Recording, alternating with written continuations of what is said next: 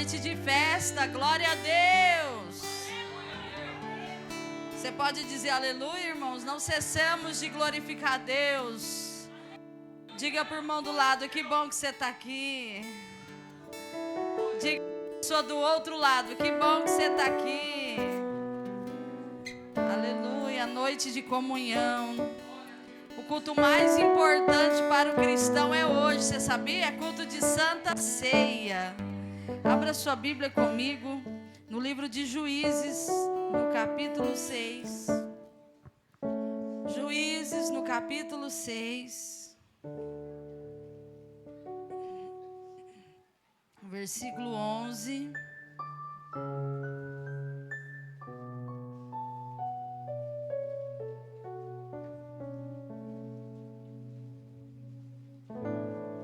Nós vamos ler somente o versículo 11 e o versículo 18. Amém, igreja?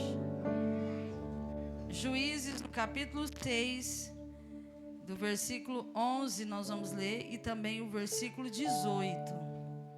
Diz assim a palavra do Senhor: Então o anjo do Senhor veio e assentou-se debaixo do carvalho que está em Ofra, que pertencia a Joás, a Biesrita. E Gideão, seu filho, estava malhando trigo no lagar para o salvar dos midianistas. Todos leiam o versículo 18.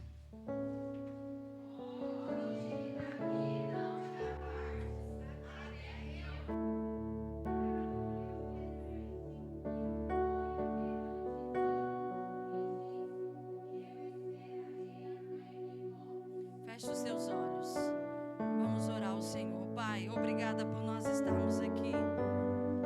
Obrigado por mais um domingo, da qual nós viemos aqui para te adorar, Senhor. Nós acabamos de louvar ao Senhor porque Tu és bom, porque a Tua benignidade dura para sempre. Porque o Senhor nos tirou da escravidão do pecado. Porque o Senhor nos tirou, ó Senhor, de viver longe de Deus e nos deu acesso, Jesus, ao Pai. E é por isso que nós estamos aqui nessa noite, Espírito Santo de Deus. Fala com a Tua igreja agora, Senhor, que os céus estejam sobre esta casa. Aonde tiver um crente que glorifica o Senhor, ele possa ser tocado aqui nessa noite. Abra os olhos daquele que não tem enxergado, Senhor. Abre a visão espiritual da Tua igreja. Vai libertando, vai curando, vai restaurando e falando aqui, Jesus. Porque o Senhor é o dono da casa. É o Senhor que manda na igreja. É aquele que é o único digno de ser adorado. Por isso que eu estou aqui, Jesus. E é por isso que eu vim te adorar. Porque eu nada sou, eu nada tenho e tudo é Teu. A minha vida é para Ti, Jesus. Esta igreja é para Ti. Em nome do Senhor, permaneça conosco. Em nome de Jesus, amém? Senta glorificando a Deus. Hoje é um dia de vitória, irmãos. Vitória para aquele que serve ao Senhor. Um dos cultos mais importantes para nós que servimos a Deus, ele é o culto de Santa Ceia. Se você está vendo o irmão sentado aqui hoje, irmãos, é porque ele é corajoso, porque não é todo mundo que é corajoso para vir na Santa Ceia. Quando alguém diz assim, a Santa Ceia, você fala, vixe, estou fora, acho que eu não estou pronto para ir lá não. Mas aqui tem uma mesa preparada para você. Jesus veio aqui hoje para você. Nós estamos aqui nessa noite para Deus, mas também o Senhor está aqui nessa noite para você, se você crer. Eu gostaria que você que é adorador, você que é pentecostal, manifeste a glória do Senhor aqui nessa noite. Eu estou ministrando a palavra do Senhor e eu sou grata a Deus, porque esta semana para mim foi uma semana de vitória. Eu recebi 2 milagres do Senhor que eu não vou contar eles ainda, mas em momento oportuno. Deus deu um milagre que eu estava orando na quarta-feira e quando foi ontem o Senhor me deu uma resposta de mais de 9 anos de oração. você não consegue compreender o que é alguém falar: Senhor, me dá uma resposta, e você não ouvir aqui, você não ouvir ali, e você buscar, e aí depois você fala: eu não vou orar mais por isso, porque Deus sabe.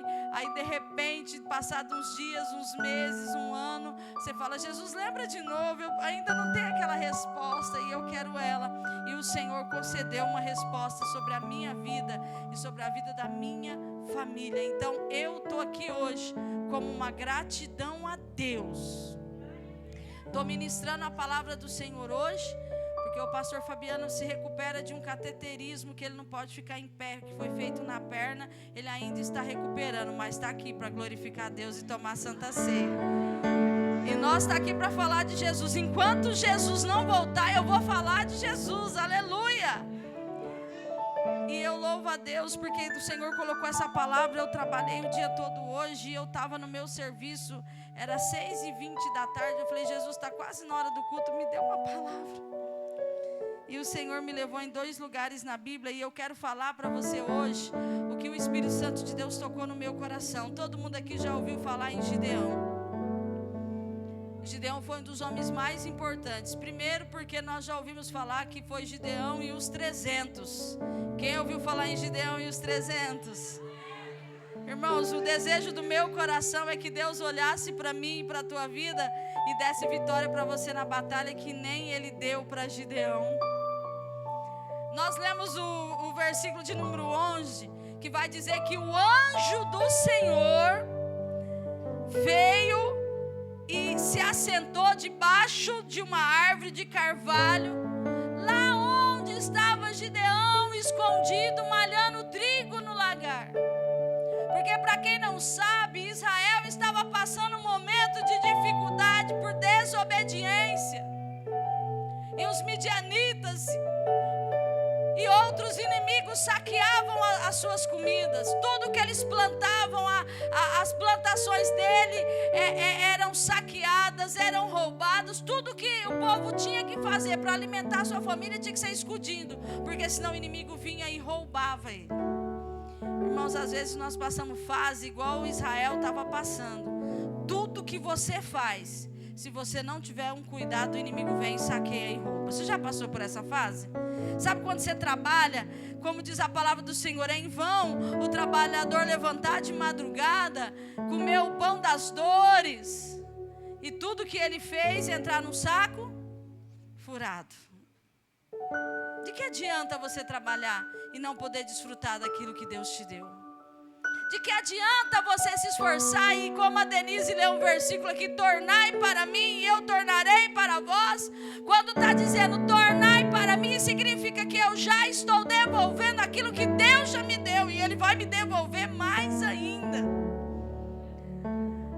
E Gideão estava nessa fase difícil. Para a família comer, tinha que malhar o trigo bem lá escondido para que o inimigo não visse. Eu tenho algo para a sua vida nessa noite. Tem pessoas aqui que você está trabalhando no escondido porque o inimigo tem saqueado a tua casa. Você tem falado para Deus: eu tenho buscado estratégia porque eu não tenho nem como aparecer. Eu estou vivendo dias difíceis, ninguém olha para mim, ninguém se importa comigo, e se eu abrir a boca ainda, o pouco que eu tenho vão levar. Deus está te tirando hoje. Deus está te tirando hoje. Sabe, lá do lagar que você está malhando trigo sozinho, tem pessoas aqui, se você crer, Deus está te tirando de lá. Deus está te tirando de lá. E quando a Bíblia vai dizer aqui que o anjo do Senhor, a Bíblia não está falando aqui de qualquer anjo. Porque o que a Bíblia está dizendo aqui, ela não está dizendo que um anjo visitou o Gideão. Ela está dizendo que o anjo visitou Gideão. Há uma diferença muito grande. Quem visitou Gideão aqui foi o próprio Deus. Irmãos, tem situação que Deus vai enviar todo o exército de anjos para te ajudar, mas tem situações que Ele desce para te ajudar. E quando eu olho aqui para a vida de Gideão, quando o anjo chegou, o anjo cumprimentou ele, o nosso Deus cumprimentou Gideão e disse para ele: Pai seja convosco, varão valoroso. Aquilo que ninguém olhava para Gideão e via nele valor, Deus estava vendo. Tanto que Gideão precisava trabalhar sem amigos, sem pessoas perto, porque as pessoas não davam valor às vezes a ele, nem ele mesmo dava valor a ele, porque ele teve um diálogo com o próprio Deus. E quando Deus se apresentou para ele, irmão, sabe uma coisa que me chama a atenção?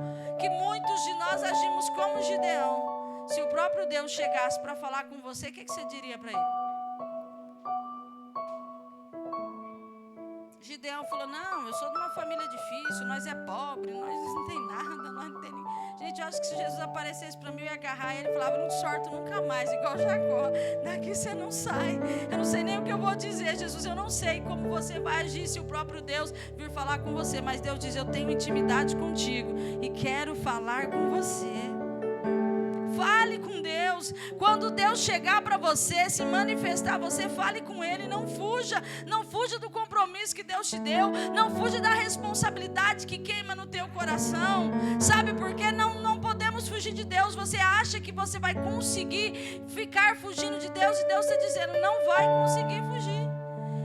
Gideão está lá trabalhando quietinho, achando que ninguém iria onde ele estava, e chega Deus lá e diz, olha, Gideão, você vai libertar o meu povo. Gideão olhou para ele e disse, eu não tenho capacidade de libertar ninguém, não dou conta nem de cuidar da minha família, eu não tenho condição nem de fazer aquilo que para os meus, como que eu vou libertar Gideão? E Deus disse para ele, olha, Gideão, você vai na sua própria força. Sabe o que Deus está dizendo? Você é forte. Diga isso para o irmão do lado, você é mais forte do que você imagina. Você é mais forte do que você imagina, irmãos. Você sabe por quê? Porque às vezes você está pegando força, você está adquirindo força, você está economizando energia, porque você acha que a batalha era muito grande. Irmãos, Gideão venceu, a batalha foi com 300 homens. Eles mataram milhares de midianitas com 300 homens. E o mais interessante da batalha, pergunta para o irmão, você sabe como que foi a guerra? Responde para ele. Como é que foi a guerra? Deus tinha dito para Gideão, você não vai ter nem que pôr a mão. Irmão, Gideão participou de uma batalha. 32 mil homens, amigos, conhecidos, foram convocados para essa guerra. E Deus olhou e falou assim, tem muita gente. Você sabe por quê? Porque às vezes a gente faz uma organização e Deus diz, para mim não serve a sua organização não. Profetiza na vida da pessoa do seu lado, sua organização para Deus tem hora que não vai adiantar não. É do jeito dele. É do jeito dele. Deus está dizendo, é do jeito dele. Ele planeja para você. Ele tem planos muito maiores do que os seus.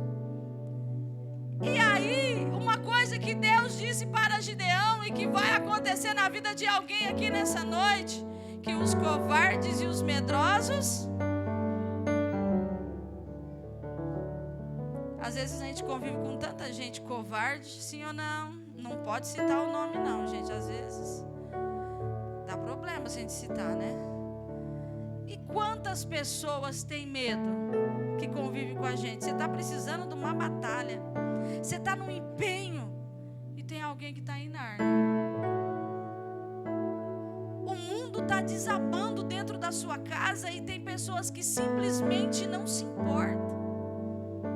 E assim como Deus disse para Gideão, Ele está dizendo para você aqui nessa noite, nesta batalha, vós não tereis que pelejar, vós não tereis que colocar a mão, porque eu, o Senhor teu Deus, estou te dando a vitória desta batalha. E para quem conhece a história de Gideão, vai saber que aquele povo estava preparando para a batalha, e Deus mandou eles fazerem o quê? Quem é estudioso da Bíblia? Qual foi a ordem de Deus para o exército de 300 homens? Acender tocha e pegar panela, tampa da panela.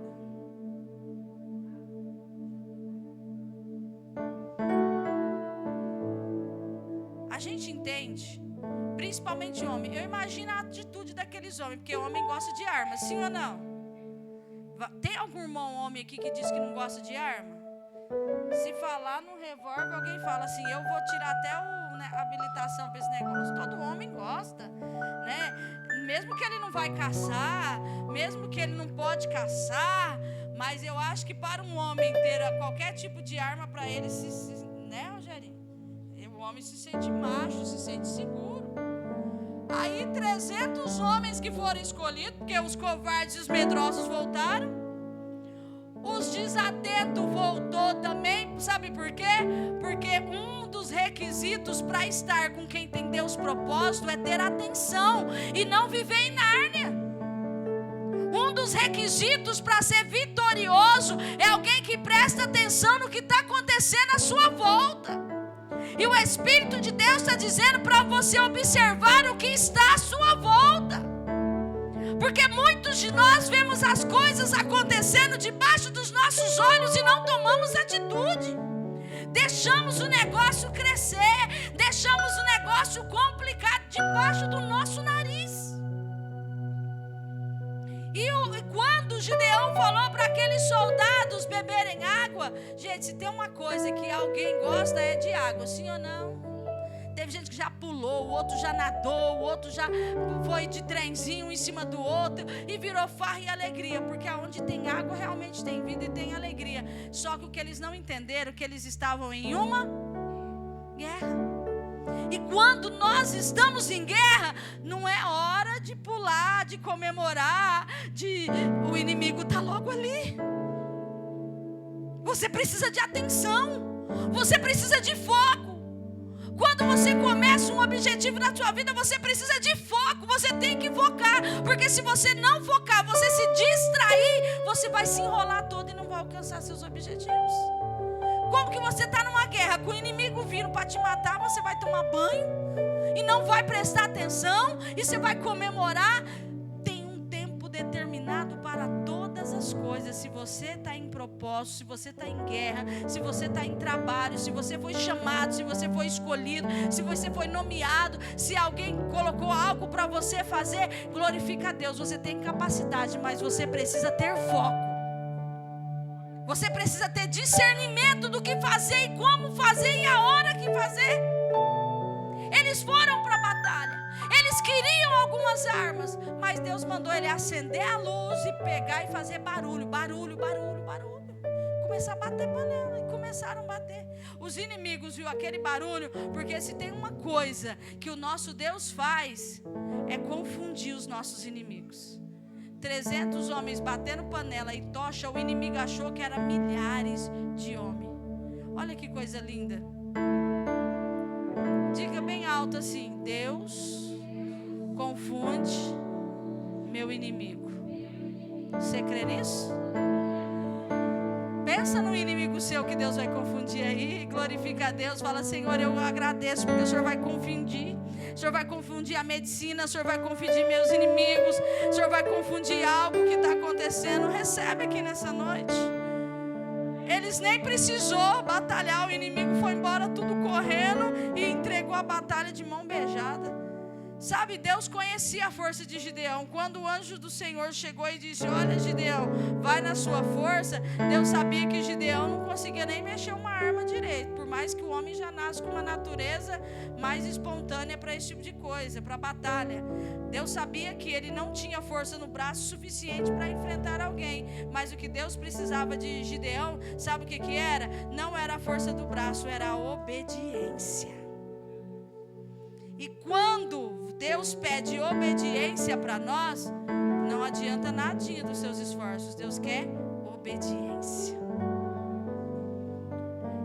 E essa história de Gideão, quando o Senhor veio falar com Gideão lá debaixo do carvalho, que o anjo do Senhor falou todas essas coisas para ele, Gideão se alegrou e se agradeceu e falou: olha aqui, anjo, eu preciso te presentear porque eu quero que o Senhor me abençoe.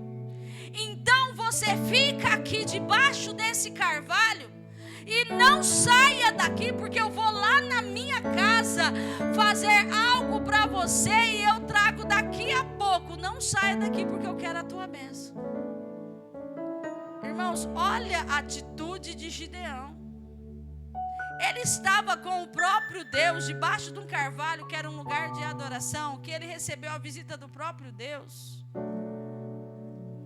E ele queria agradar a Deus e queria a bênção de Deus, como todos de nós queremos. Mas a bênção, aquilo que Gideão podia oferecer para Deus naquele momento, estava na casa dele, porque ele não sabia que ele ia encontrar Deus. Porque Deus não tem hora para manifestar para mim e para você. Às vezes o momento em que Deus vai falar com você, você está sozinho, você está de mãos banando, é em algum lugar que você nem marcou um encontro com Ele, e o Senhor se manifesta para você. E Gideão, irmãos, eu penso assim, Gideão era meio lento, só pode. Se eu estou com o próprio Deus do meu lado e eu deixo ele sozinho para ir lá em casa, você faria isso, irmã Diva? Você falava, Deus, fica aqui, não sai daqui que eu vou lá em casa. O que você faria? O que você faria, irmãos? Gente, eu levaria Jesus para casa. Eu ia falar, Jesus, vamos lá em casa, enquanto eu faço um bolo para você, enquanto eu pego o seu presente, você já conhece a minha mulher, você conhece os meus filhos, mas sabe o que acontece? Tem muita pessoa que quer servir a Deus, que quer falar com Deus, mas não quer intimidade com Ele. Porque na casa da gente, a gente leva quem tem intimidade. Gideão teve a oportunidade de levar Deus lá para a casa dele e falou, Senhor, fica aqui que eu venho aqui te adorar. Sabe o que isso significa? É aqueles crentes como muitos de nós que vêm aqui na casa do Senhor para servir a Deus, mas lá em casa Deus não está. A sua família não conhece Ele. Ele não mora na sua casa. Ninguém ainda sentiu o queimor do Espírito Santo lá na sua casa. Sabe por quê? Porque você não criou um ambiente e não colocou Jesus lá. Você já teve inúmeras oportunidades como um culto desse de levar Jesus para sua casa. Você é abençoado aqui. Aqui você dá glória a Deus, mas lá em casa só Jesus. Você é uma prova. Você teve a oportunidade de ser alguém melhor lá fora e você não é, porque ser crente aqui dentro da igreja, irmãos, é uma bênção. A gente, quando está na casa de Deus, isso aqui é um lugar sagrado, sim ou não? Aqui, alguém se atreve a ficar xingando aqui dentro da igreja? Alguém se atreve a falar do irmão aqui dentro da igreja, algum fofoqueiro? Alguém se atreve a abrir aí no celular pornografia aqui dentro da igreja? Alguém manipula o mal contra o seu irmão? Alguém manipula a traição contra alguém aqui dentro da igreja? Tem alguém aí? Se revela porque é dia de Santa Ceia, né, pastor? Tem que pedir perdão. Mas aqui nós não fazemos isso. Mas lá em casa, mas lá no trabalho, tem muitas pessoas que é como Gideão. Tem a oportunidade de viver ao lado de Deus, de ter a visita de Deus, e ele fala, Senhor, fica aqui que eu volto aqui quarta-feira para te abençoar, viu, Jesus? Fica aqui, não sai da igreja, porque eu venho buscar minha bênção na quarta-feira. Irmão, Jesus está aqui. Mas sabe o que ele está dizendo aqui nessa noite? Que ele não quer você só aqui sentado, ele quer sair daqui com você.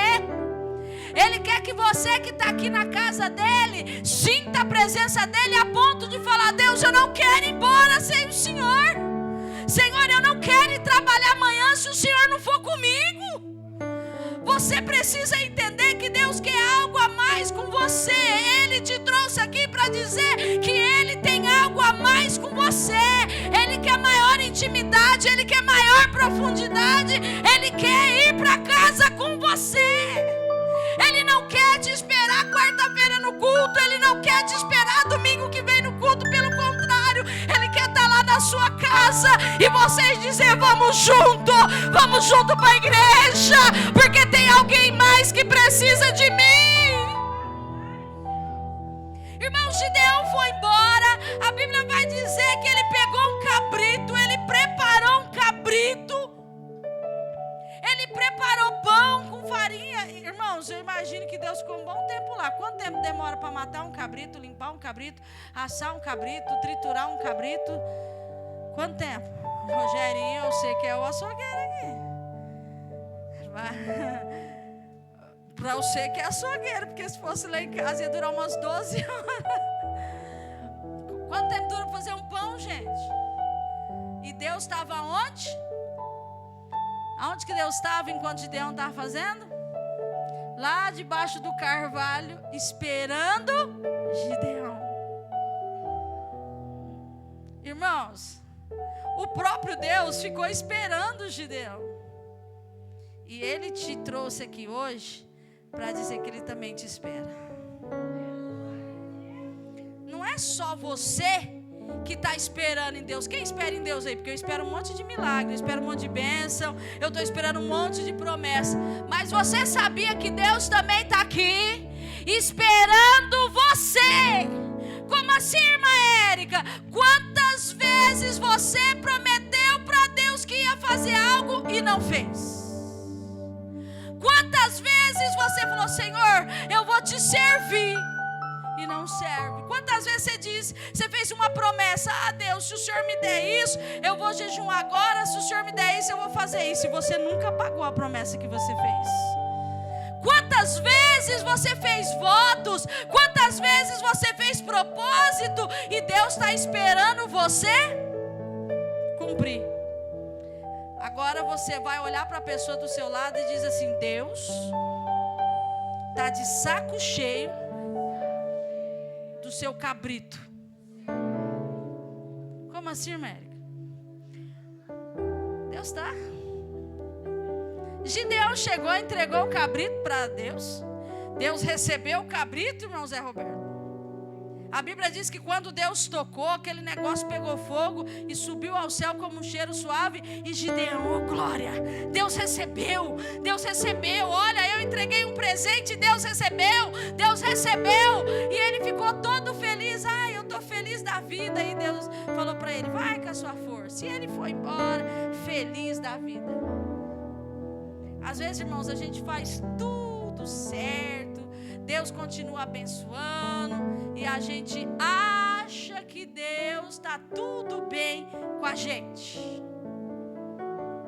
Mas algo ainda estava meio escondido nessa palavra aqui, ó. A Bíblia vai dizer que mais à noite, quem aparece na casa de Gideão? Diga para o irmão: Deus. Gideão não convidou, não. O que Deus fez? Vou na casa de Gideão. Se eu fosse o seu, eu convidava ele para ir, não espere ele lá, não. Se eu fosse o seu, eu levava ele para casa, pegava amizade com ele e falava: me ajuda a resolver o BO aqui. Deus apareceu na casa de Gideão, sabe na onde? Repita: quintal. Deus foi para o fundo do quintal. O que tem no fundo do seu quintal? Espero que não esteja dengue.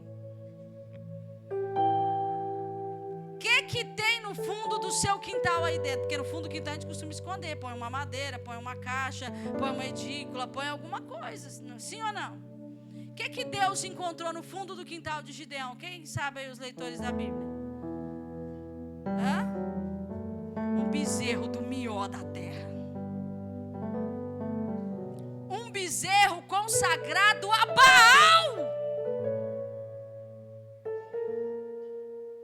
A Juliana estatalou o olho. Você sabe por que acontece esse tipo de coisa? Você sabe por que Gideão não chamou Deus para a casa dele? Porque na casa dele tinha outros deuses lá. E ele não estava disposto a abrir mão daquilo que estava na casa dele. Deus encontrou no quintal de Gideão duas coisas: um bezerro, que era o melhor animal que Gideão tinha. E sabe o que Gideão ofereceu para Deus? Um cabrito. Deus, ele merece o bezerro, gente, ele merece o melhor. Mas o que Deus levou? Um cabrito. Outra coisa que tinha no quintal de Gideão era um poste de Azerá. Para quem não sabe, o poste de Azerá é uma árvore consagrada à deusa Azerá, que era a deusa da fertilidade, do amor, da sexualidade, e que eles tinham como usos e costumes ter aquela árvore em casa para manter a sexualidade, o amor. Eles achavam que por intermédio dessa adoração eles teriam todas essas coisas dentro da sua casa, e foi uma árvore que Deus condenou lá no livro de Êxodo para os servos do Senhor não possuir esse tipo de árvore, porque era adoração a outros deuses. Irmão, nós temos que tomar muito cuidado. Cristão que não permite que Deus entre na sua casa porque tem santos. Cristão que não permite que Jesus entre na sua casa porque não quer mudança de vida. Quer vir aqui aonde Jesus está, aonde Deus está, e diz aqui: Deus, o Senhor fica aqui, que eu vou para casa agora, viu? Muito obrigada pela benção, tchau, obrigado.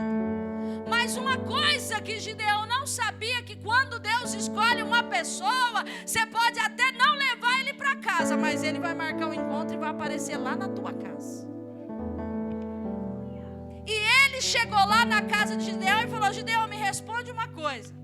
Por que, Gideão, você me ofereceu um cabrito, de melhor cabrito que você tinha, mas melhor do que um cabrito é esse bezerro? Por quê? Eu não mereço esse bezerro?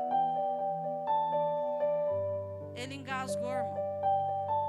Ele não sabia o que responder. E eu quero perguntar para você aqui nessa noite: será que Deus não está farto do seu cabrito, não? Né, Juliana? Você sabe por quê? Porque você tem muito mais potencial. E o que você tem oferecido ao Senhor? Seu melhor ou seu cabrito? O que você tem oferecido ao Senhor? Ontem nós estávamos aqui com os jovens numa palestra de namoro, noivado e casamento. E antes nós fizemos uma dinâmica. E aí os jovens ficam com muita vergonha. Tímidos assim. E a Denise conversando com eles, falou assim: vocês nem parecem jovens, vocês estão parecendo velho. Porque o jovem tem alegria. O jovem gosta de pular, o jovem gosta de gritar. Mas sabe por que eles estavam assim? Porque estão na casa de Deus. E muitos vêm para a presença de Deus limitado. Muito vem para a casa de Deus com vergonha. Muito vem para a casa de Deus e não quer se entregar. Aí você vê algumas pessoas, igual eu tenho uma filha que gosta de assistir jogo, né? Então ela torce para o Real Madrid, não sei o que lá, né? Aí ela morre de vergonha que ela não me escute. Ah, mas ela está lá. Ela morre de vergonha de dar glória a Deus e aleluia. Mas quando o Real Madrid faz um gol, o que vocês acham que ela fala? Que quando alguém, um time, quando São Paulo, Corinthians, o Palmeiras faz gol, o que você faz? Não, irmão, eu quero ouvir. É para ouvir, eu quero ver o que vocês fazem. Vocês é hipócrita. Porque quando tem time jogando, irmãos, eu tô lá na minha casa, eu escuto quase um gritando: gol! É do Corinthians.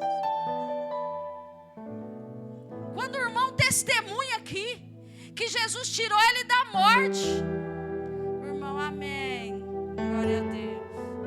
E o outro fala assim: o que ela falou mesmo? Você tem oferecido para Deus um cabrito ou um bezerro? Eu não estou dizendo que você não tem que se alegrar pelo time. Eu não estou dizendo que a minha filha não tem que se empolgar pelo aquilo que ela gosta. Não é isso que eu estou dizendo. Eu estou dizendo que para Deus eu não posso ser intenso, mas para o mundo eu posso. Eu posso dar o meu melhor para alguma coisa que eu tenho um interesse, e só porque é vir na igreja ou só porque é servir a Deus eu não posso me sacrificar. Se tivesse um pregador aqui, se fosse dia de congresso, irmão, você estava no reteté, eu tenho certeza. Mas e a Érica pregando? Né, irmã Vandinha? Se nós estivéssemos em festa, as irmãs estavam maquiadas, tinham feito as unhas. Você sabe o que isso demonstra? O nosso interesse. A gente tem interesse quando a gente quer. A gente tem interesse quando a gente planeja ter interesse.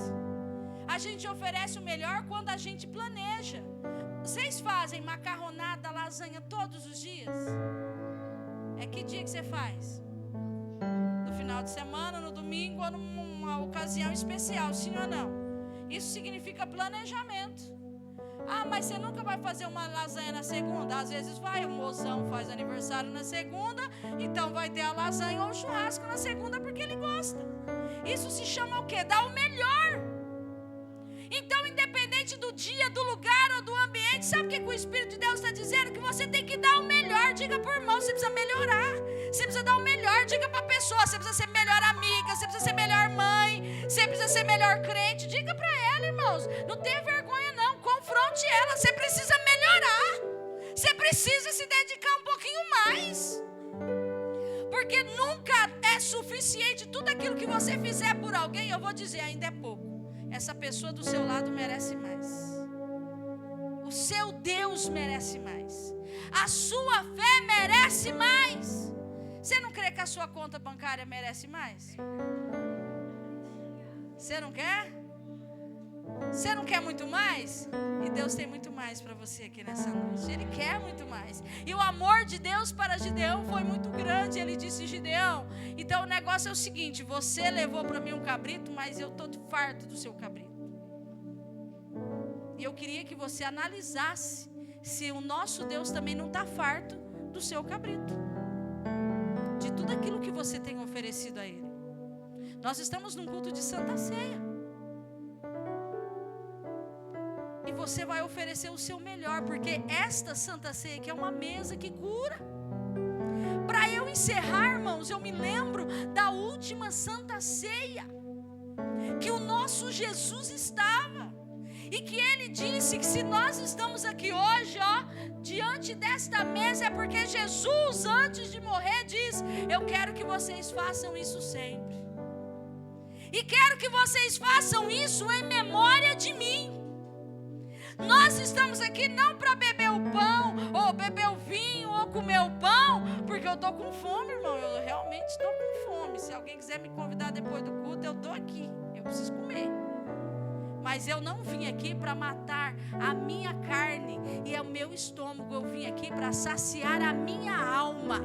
Eu vim aqui hoje para tomar o corpo de Cristo e o sangue dele, para matar o meu ego. Eu preciso disso aqui para vencer mais um mês de santidade, servindo a Deus e buscando a Ele. Porque aquele que não se alimenta do meu corpo e não bebe o meu sangue, não terá parte com Ele. Se você não participa do corpo e do sangue de Jesus, você não tem força suficiente para vencer as suas batalhas, porque isso é o seu alimento espiritual.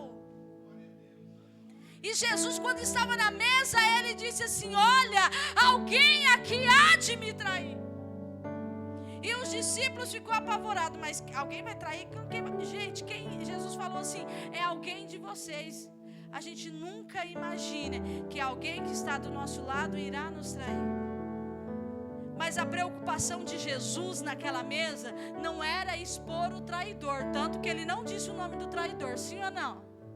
E os discípulos curiosos, eu me imagino Pedro, porque o que tinha maior intimidade com Jesus era João, que estava bem do lado de Jesus. E Pedro lá de longe piscando, fazendo sinal para que João perguntasse, quem é, quem é, quem é?